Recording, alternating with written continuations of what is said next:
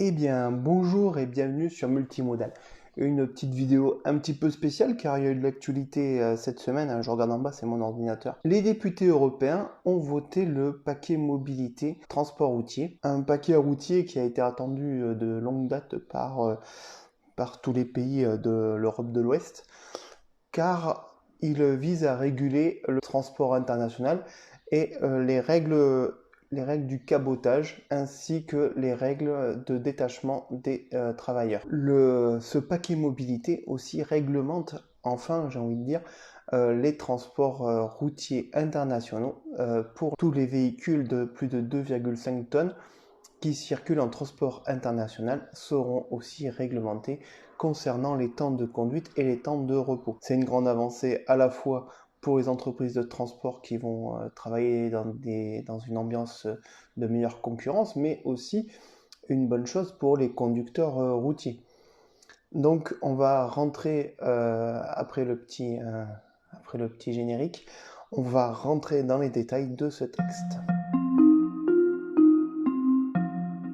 Alors la source de cette vidéo, je l'ai trouvée alors déjà dans tous les titres de presse que vous pouvez voir ici en incrustation, mais aussi pour le fond sur l'actualité Parlement européen, euh, europarl.europa.eu. Je mettrai le lien en description de la vidéo.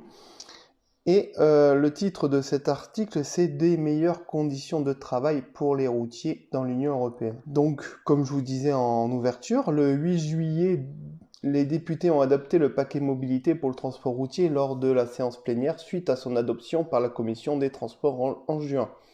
Les règles ont été provisoirement acceptées par les ministres de l'Union européenne et adoptées par le Conseil le 7 avril. Avant d'aller plus loin dans la lecture de ce sujet, ce paquet mobilité, en fait, il vient d'une avancée là, qui est arrivée sur les véhicules lourds l'année dernière en 2019. C'est le tachygraphe intelligent, bon ok, mais c'est surtout qu'il est équipé d'une puce GPS, qui permet de suivre les déplacements du véhicule et également de noter les points de report. Ce tachygraphe qui commence à être monté sur les véhicules neufs depuis l'année dernière, permet donc de mieux suivre les temps de repos, les temps de conduite, mais aussi la position géographique du véhicule.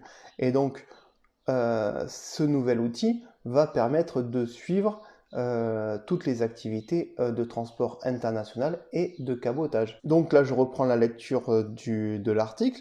Donc plus de repos et de temps à la maison. Selon le règlement, les conducteurs bénéficieront de meilleures conditions de repos et auront le droit de passer plus de temps chez eux.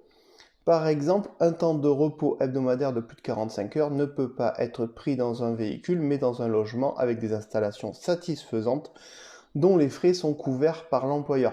Donc ça, je rappelle, hein, c'était déjà dans l'article 8 de la réglementation sociale européenne qui prévoit que le repos de 45 heures en cabine est interdit. Mais on ajoutera avec ce paquet mobilité un retour plus fréquent au domicile, car bien sûr, un transporteur va pouvoir permettre un logement pour des repos de plus de 45 heures, mais le paquet mobilité va aussi réglementer le fait que physiquement, le conducteur va devoir rentrer chez lui après une certaine période à l'extérieur. Le paquet mobilité réglemente aussi le cabotage. Donc le cabotage, je rappelle ce que c'est par exemple un trajet entre Bordeaux et Paris.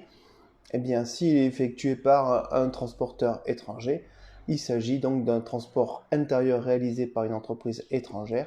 C'est une opération de cabotage. À la base, en fait, le cabotage était surtout fait pour limiter les trajets à vide. Sauf que bien sûr, cette réglementation a été quelque peu galvaudée. L'Union européenne autorise 3 opérations de cabotage en 7 jours entre deux transports internationaux. Le paquet mobilité, lui, souhaite éviter le cabotage systématique. Oui, car en fait, il est quand même assez simple de contourner la règle, hein, de limiter les transports à vide. Par exemple, un transporteur étranger va pouvoir tourner pendant 7 jours en France et juste faire une petite pige en Belgique, par exemple, dans le nord de la France, hein, c'est fait très rapidement, pour revenir en France refaire 7 jours. Donc comprenez que on arrive quand même à contourner la règle assez facilement. Le paquet mobilité, lui, va éviter le cabotage systématique avec ce qui vont instaurer une période je le lis en même temps que vous, une période de refroidissement de 4 jours avant un cabotage dans le même pays avec le même véhicule. C'est-à-dire, pour ce que je disais tout à l'heure, 7 jours en France, un petit tour en Belgique et 7 jours en France. Là, pour le coup, il va falloir rester par exemple 4 jours en Belgique avant de revenir en France.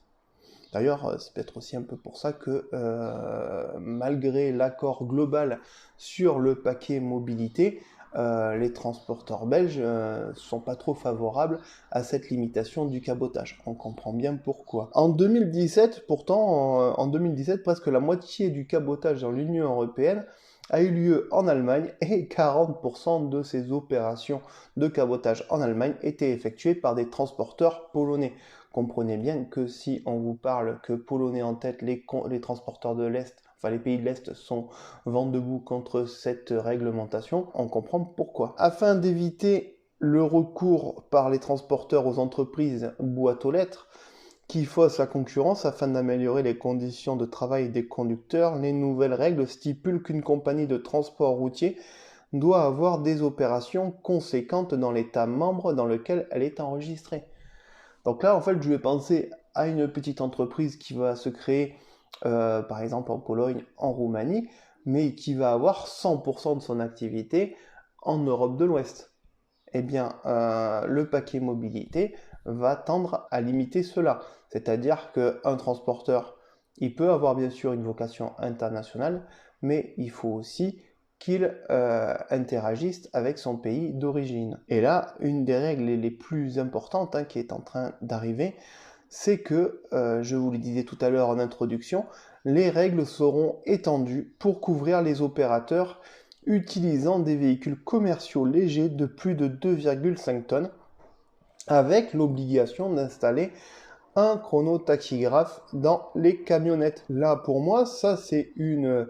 Alors là, c'est moi qui parle. Là, pour moi, ça c'est une vraie vertu écologique. Car là, pour le coup, dès lors que les temps de conduite et les temps de repos sont les mêmes entre un conducteur dans un véhicule léger que pour un conducteur dans un véhicule lourd, même si le véhicule léger, on va dire, sur autoroute roule à 130 km/h alors que le véhicule lourd va rouler à 90, avec 10 fois plus de charge utile, le véhicule lourd sera plus efficient écologiquement que le véhicule léger. Car il faut savoir que le véhicule léger était surtout utilisé pour contrer les règles de temps de conduite et de temps de repos, et surtout de pouvoir livrer de façon très rapide. Donc, alors, ils nous définissent qu'est-ce qu'une entreprise boîte aux lettres. Une entreprise boîte aux lettres est une entreprise qui n'existe qu'en tant qu'adresse postale avec des activités qui se déroulent dans un autre pays de l'Union européenne. Une entreprise boîte aux lettres, grosso modo, c'est juste avoir une adresse à l'étranger pour pouvoir immatriculer ses camions là-bas et payer moins de charges avec des salariés sous contrat du pays d'origine.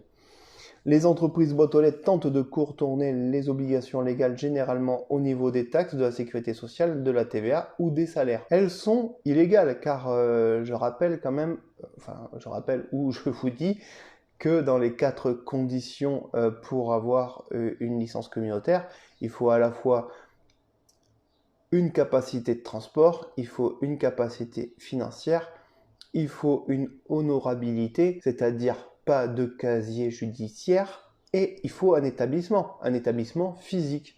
Là, les entreprises boîte aux lettres ne respectent pas cette règle sur les ETB. Alors, par contre, voilà.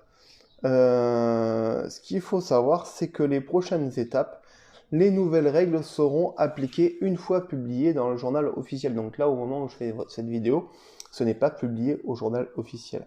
Ce qui aura lieu dans les semaines à venir, les règles sur les temps de repos entreront en vigueur 20 jours après la publication et les règles sur le détachement des conducteurs et sur l'accès au marché 18 mois après publication. Le Parlement votera sur la réforme le 8 juillet la séance plénière, donc ce texte a été voté, et les nouvelles règles seront considérées comme étant adoptées si aucun amendement n'est adopté et qu'une majorité absolue est obtenue. Donc voilà, pour conclure, je pense que ce paquet mobilité est un texte important. Il va permettre de rétablir un certain équilibre dans la concurrence. Bien sûr, cela ne va pas rétablir l'hégémonie des transporteurs français sur le transport international, etc., etc. Le pavillon français existe encore à l'étranger, hein, il faut le savoir, mais va permettre surtout de contrebalancer la concurrence sur nos transports intérieurs. Et ça, c'est important car on le voit quand on roule, et puis là, pour le coup, là, je vais vous le dire tel que je le pense, on voit que la réglementation européenne est galvaudée par tous ces contournements de réglementation, hein. Ces transports intérieurs qui sont faits par des camions qui sont de Pologne, de Roumanie et d'Ukraine, hein, sans aucune xénophobie vis-à-vis de ces conducteurs routiers, hein. Je respecte les conducteurs routiers de tout horizon, mais les pauvres, ils sont en train de travailler à des salaires moindres que les nôtres, hein. Il faut savoir que pays de l'Ouest, les conducteurs routiers sont quand même mieux payés que les conducteurs routiers de l'Est, et ce texte-là va quand même permettre un certain équilibre dans la force, j'ai envie de dire, j'ai vu un Star Wars il n'y a pas longtemps, un certain équilibre, et surtout, moi je pense que enfin j'avais il y a quelque temps fait une pétition, je pense que c'était il y a plus de 2 ans, une pétition sur l'installation du compte tachygraphe dans les véhicules légers, et bon, je sais même plus combien de signatures ça a eu quelques signatures, ça a fait ça a fait un petit effet pour moi, quoi. J'étais content enfin de discuter de ça avec des gens, même si en France il y a certains transporteurs qui seraient contre d'utiliser des chronotachygraphes dans les VL, mais je trouve l'utilisation des VL des pays de l'Est est vraiment le reflet d'un contournement de l'esprit de la réglementation, et je pense que ce règlement, ça va pas interdire les camions polonais ou les camions roumains, etc., mais peut-être pour la planète, pour le coup, réduire quand même les émissions avec des véhicules plus efficients, quoi.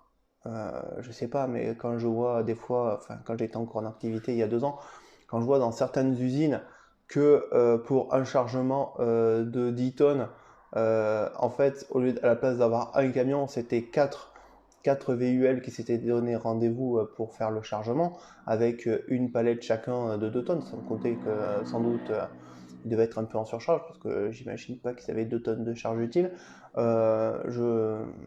Je pense que de ce côté-là, on va avancer dans le bon sens. Bon, voilà, ça c'était une petite vidéo plus axée actualité.